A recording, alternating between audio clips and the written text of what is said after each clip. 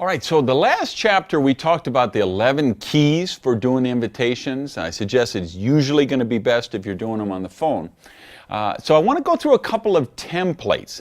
I want to go through a template for when you're going to get an appointment, and I also want to talk about a template when you're inviting people to actually just review a tool, because it's actually going to be both. And that's why I tell you the nexus of the business is always inviting, because we're inviting them to come to a home meeting, we're inviting them to watch a webcast, inviting them to get on a conference call, inviting them to review a tool. It's all about inviting. And remember, that's why we say it's always about passion, intensity, or urgency. So let's talk about the template when you're going for an appointment. You'd like to get someone to meet you for a one-on-one or two-on-one. You're inviting them to come to your home for a presentation. You're inviting them to get on a webcast, or you're inviting them to come down to the hotel and see a big scale, large venue opportunity meeting. Now here's the deal. If you're new or you're having trouble getting people to respond to your invitations, then I'm going to suggest go through the following scripts I suggest and pretty much just stick to them. And you know, this is one of the handouts that you've got that has all this in there in your file vault. And so sticking to these is great, and verbatim is even better.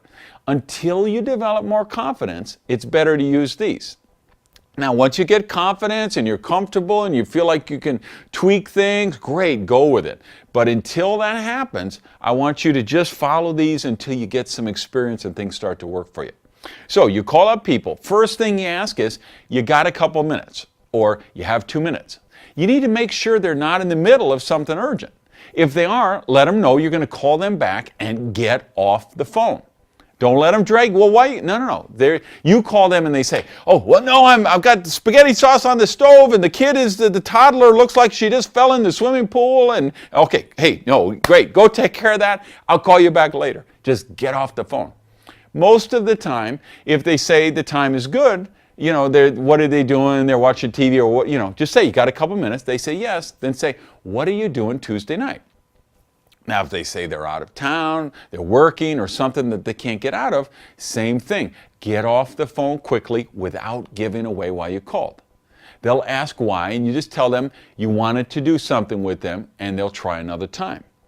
Or if you're going for a one-on-one that you could schedule anytime, or you have another possible meeting, then you'd say, well, what about Thursday? What are you doing Thursday? Of course, most of the time, either way, the answer is nothing or watching TV. Then you go with the actual invite. Now remember some of the key tips that I gave you in the previous chapter? Get off the phone in less than 2 minutes. Don't get dragged into an interrogation. Answer their questions with a question back. So let's get into the actual invitation. They've said they've got a couple minutes. Say something like this. I'm hosting a presentation on creating residual income, and I'd like to invite you as my guest. Or, I'm going to a presentation on creating residual income, and I'd like to bring you along as my guest. Now, it's just human nature that they're going to ask you what it is. They can't help themselves. You give them one answer free, okay? Just one. So here's the deal. So you say something like, it's a presentation on building cash flow. Want to come? Or it's a presentation on building cash flow. Why don't you come along with me? Let's check it out. Just something simple like that. That leads you to the response part of the process. You're looking for people who are looking. So it's not about selling, it's not about begging, it's not about convincing. Now you switch to the 3 strikes and you're out mindset. You gave them that, remember we gave them that one question for free?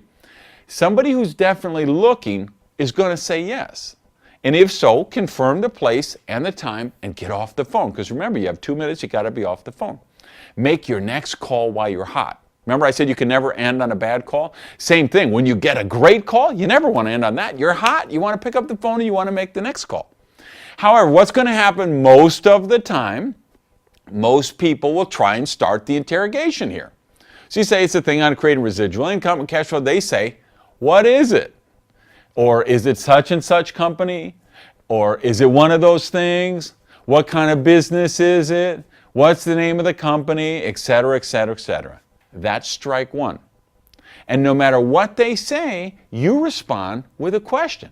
They say, what is it? Is it so-and-so company? Whatever you say. Have you read any of Robert Kiyosaki's Rich Dad, Poor Dad books? Now, it doesn't matter if they say yes. Doesn't matter if they say no. You've got the same response. It'll make more sense when you see the presentation. Can you come? Or it'll make more sense when you see the presentation. Want to come with me?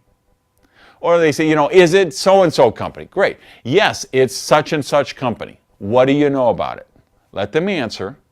The answer almost doesn't matter, because you're going to respond back. They say, is it so-and-so company? They ask you what's the company. Is this so-and-so company? You say, yeah, it's so-and-so company. What do you know about it? They say, blah, blah, blah, blah, blah. It doesn't matter what they say. You say, great.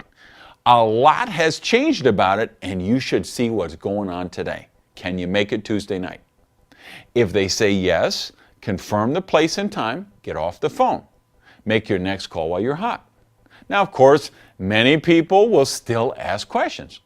Well, I don't understand. What is it? Is it such and such company? Is it one of those things? What kind of business is it? What's the name of the company? Blah, blah, blah. That's strike two. And no matter what they say, you respond with another question. So you could say, have you read any of Randy Gage's prosperity books? Or have you read Risky is the New Safe?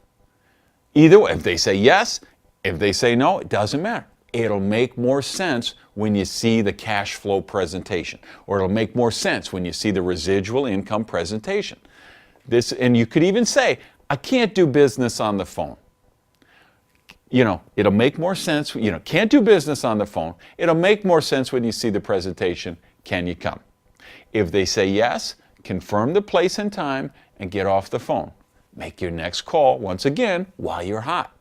If they say no or ask more questions again, that's strike three. So here's what you come back with.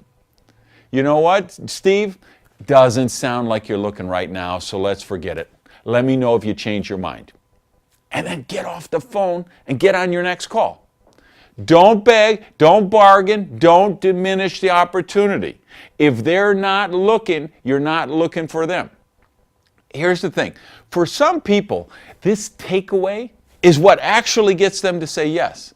It's not begging them. And here's the mistake I see new distributors. They start, well, come on, the hockey game is going to be on. I'm going to have a 12-pack of beer and we'll watch the game and then we get... No, don't beg people. Don't diminish the opportunity. You're looking for people who are looking. So when they do the whole interrogation thing, if they say no, great. Hey, sounds like it's not for you.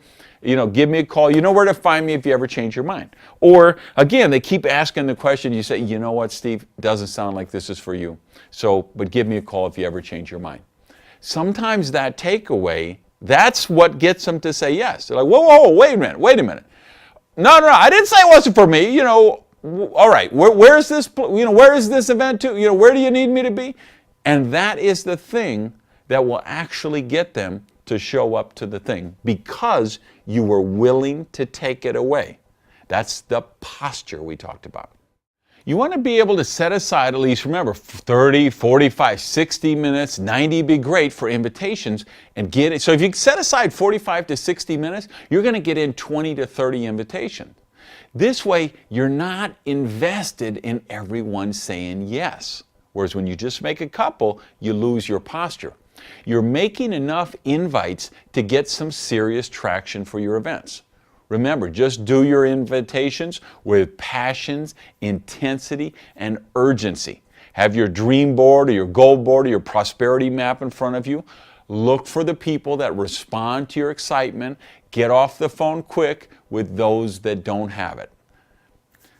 Now, all right, let's get into how to invite when you want them to review a tool. Same rules in terms of, let's talk about building rapport, finding out their needs. Remember, we've talked about this in earlier chapters. We don't want to build by manipulation or invite by manipulation. We want to ask questions. We want to listen. I'm assuming you've done that. Whether you're inviting to a presentation or you're inviting to a tool, the same rules apply. And the same rules about passion, intensity, and urgency apply. So the template of the appointment was doing it on the phone, getting off the phone within 2 minutes, answering a question with a question, and those particular scripts that I have in the, in the handout is there for you as well in the file vault. Now here's another template. This is another one. It's been around for years and years, and it's like one of the another one is the how when you deal with objections, there's a thing called feel, felt, found. Somebody objects to something, you say, well, I understand how you feel. I felt the same way, but here's what I found out. And then you go into a way. So you're able to deal with the objection without attacking someone or diminishing or demeaning or ignoring their whatever that objection might be. That's a template. It's a process to follow. This is a similar one, same thing, it's been around a long, long time, but it works really well for when you want someone to review a tool. And this template is called the If I Would You.